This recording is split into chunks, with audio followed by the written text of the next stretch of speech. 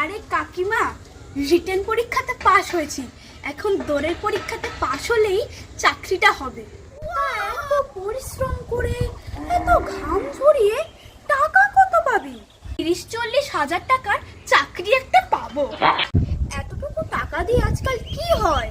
তার চেয়ে ভালো তুই নেতা হয়ে যা। নেতা? না, নেতা আমি হতে পারবো না। আচ্ছা, তুই কখনো শুনেছিস নেতা হতে গেলে পরীক্ষাতে পাশ করতে হয়? নাও 1 মিনিটে 1 কিলোমিটার দৌড় দিতে হয়। নাও নেতা হতে গেলে কি করতে হবে কাকিমা? তা ধরো ভোটের আগে তুমি বেরোলে, কেউ যদি খাচ্ছে তাহলে তুমি ওর পাতের থেকে 1 গাছ খেয়ে নেবে।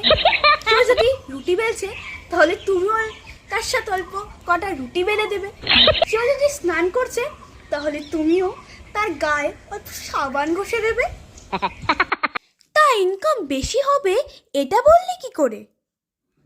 তা একবার নেতা হয়ে দেখো, 3 পুরুষ বসে খাবে। আচ্ছা, এটুকুই করতে হবে। ঠিক আছে, আমি নেতাই হব। না না, তুমি যে কাজগুলি করবে লোকদেরকে জানাতে হবে না।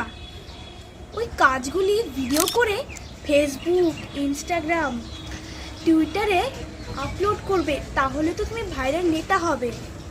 থ্যাংক ইউ কাকিমা এই ইনফরমেশনটা দেওয়ার জন্যে। তাহলে চললুম আমি নেতা হতে।